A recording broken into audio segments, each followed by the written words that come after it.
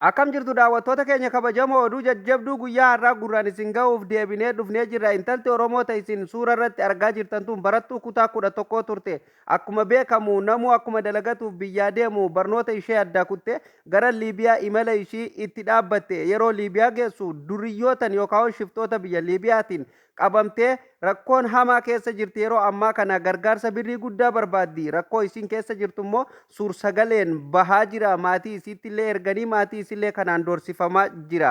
Ijoo keenya itti aanuun manni maree bakka bu'oota uummataa walgahii idilee 14ffaa har'a geggeesse labsii sirna bittaa fi gurgurtaa bu'uuraalee boba'aa Itoophiyaa irratti mari'achuun sagalee mormii lamaa fi kan sagalee hin kennine tokkoon sagalee caalmaa raggaasisee jira.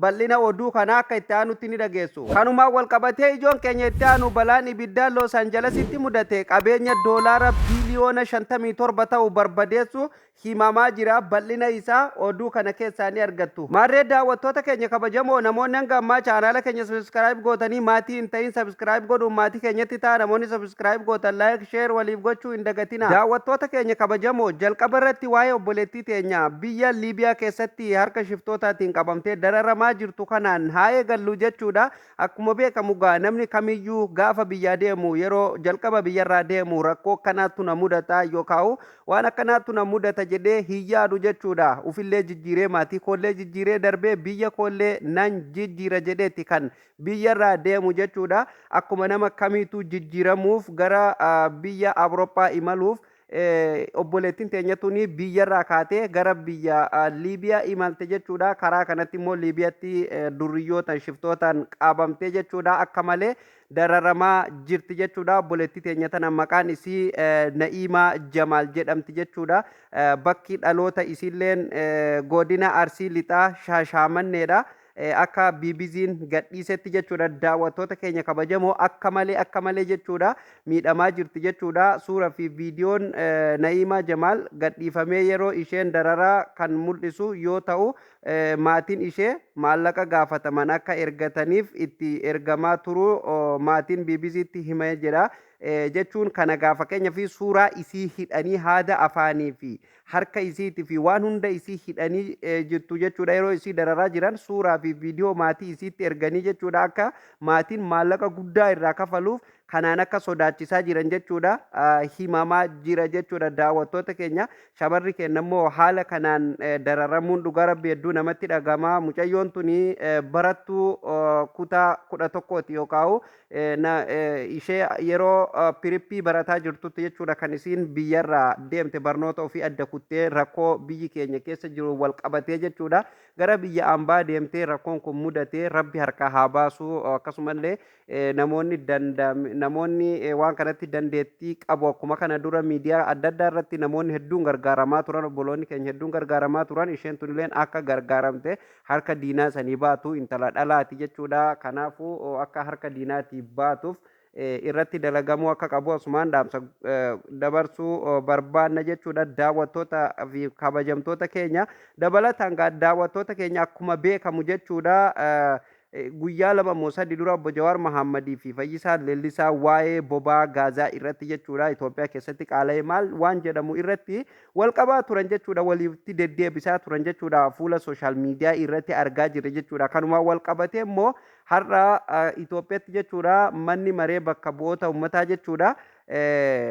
Walgahii idilee 14ffaa taa'uudhaan jechuudha.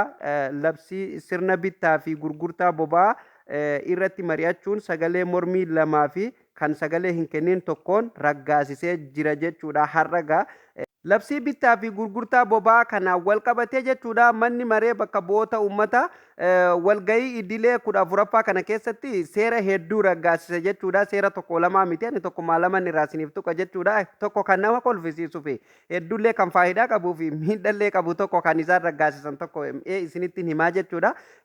Hordoffii konkolaattota boba'aa geejjibsiisan hordofuuf teeknooloojii GPS akka hidhatan labsichi tumameera jedha. Kun hedduu faayidaallee qaba miidhallee qaba jechuudha. GPS namni wallaale hin jiru daawwattoota kiyya.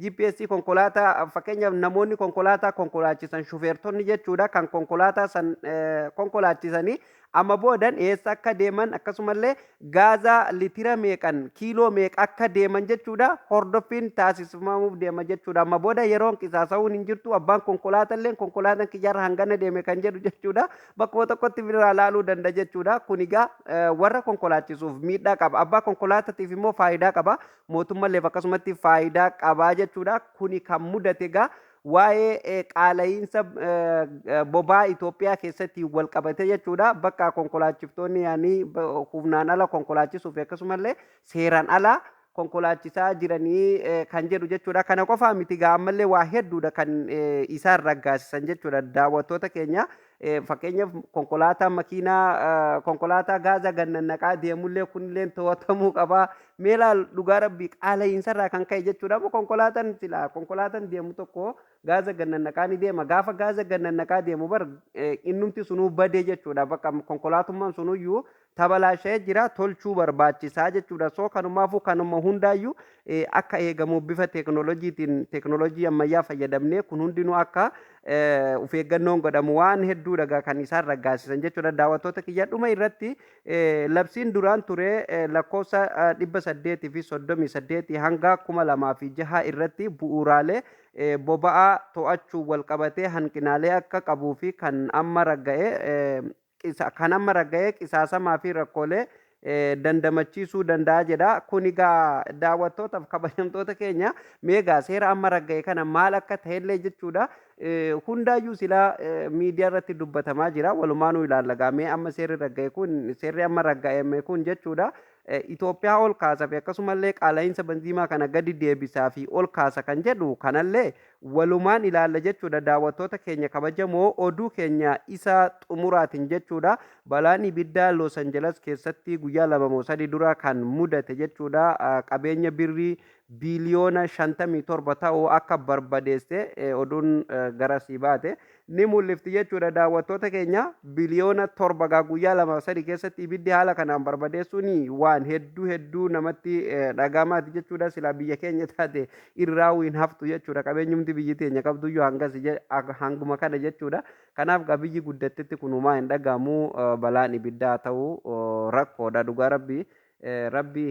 irraa haadhaamsuma jenna maal jennaan miti maaliif namoonni kennalleen kan Los Angeles keessa dalagataa jiran miskiina hedduutu achi keessa jira waan ta'eef kanaaf rabbi nagaa haa buusuma jenna addunyaan guutuun garuma ibiddaa deemaa jirti Itoophiyaallee yoo fudhanne biyyi duraan silaa biyya nagaa jedhamtu kunoo dhiigni namaa halkanii guyyaa keessatti dhangala'aa jira san bira darbee jechuudha namni wal jaalatuu dhiisee wal jibba malee jaalalli hin jiru rabbiin gubbarraa kunoo gadi buusee dachiin addaan dhodhooteen horiin loowwan achiin dachimatti gadi deemaa jira ilmi namalleen akkasumaan gara dachiin citteeni deemaa jira kaan voolkaanoo ibidda siit ol afuufa kaan asumaan bishaan lafaa dhooseetuma samiitti ol garagalchee nama galaanaan lafarraa fixaa jira dhugaa rabbi amma waa hedduu argaa jirra waa hedduu keessa darbaa jirra rabbi naguma haa godhu jenna waan biraa silaa wanni jennu hin jiru jechuudha hundaafuu isumatu harkaa qaba gaa nageenya waan hundaatu jechuudha daawwattoota keenya Los Angeles illeen haala saniin qabeenya isii kasaartee jirti Itoophiyaalleen haala kanaan jechuudha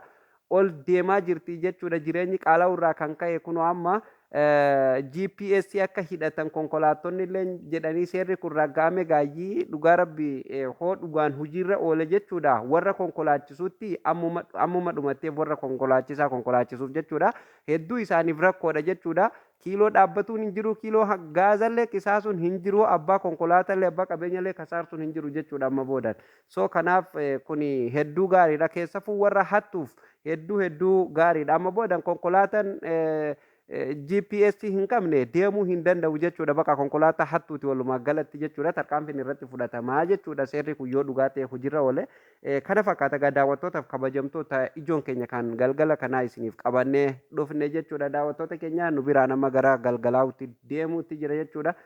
Egaa namoonni chaanal keenyaaf hanga ammaa haaraa taata subscribe godhuu hin dagatina namoonni subscribe gootan immoo viidiyoo like share waliif gochuu hin dagatina yaada keessan komentii jalatti nuuf qooduu hin dagatina daawwattoota keenya sagantaa keenya kanarraa asumarratti goolabamaa sagantaa taanu namooti deebinutti nagaa ta'a.